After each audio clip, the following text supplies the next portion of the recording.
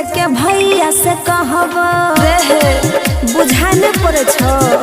अरे तिले तिले छोरा बारे हम नहीं बहब करा भेजे जिद जाके भैया से कहब।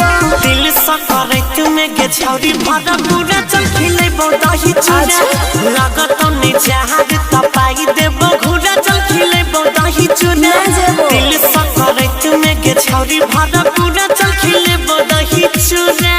तोरे कहला से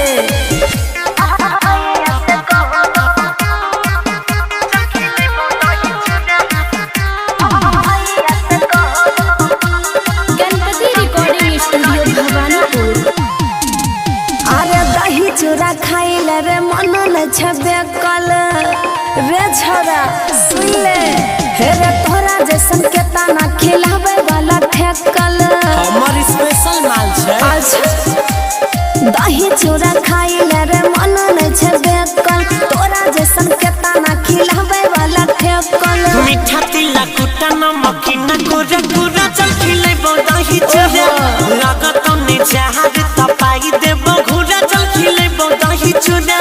दिल सा करे तुम्हें के छौरी भरा पूरा चल खिले दही चूड़ा।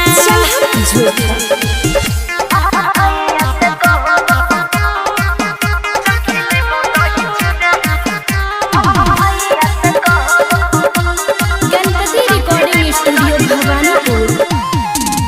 हे रे अजय सटार नहीं खैबो तिला कुटार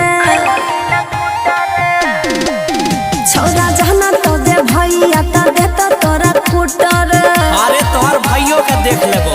अच्छा हे रे अजय सटार नहीं खैबो तिला कुटार जाना तो जे भैया ता देता तोरा कुटर। गौरव आशीष से भागे नहीं सुमन दूरा चल खिले दही चूड़ा लागत नहीं चाहत तपाई देबो घुरा चल खिले दही चूड़ा। दिल सा करे तुम्हें के छौरी भरा पूरा चल खिले दही चूड़ा। Mix by Ajay star.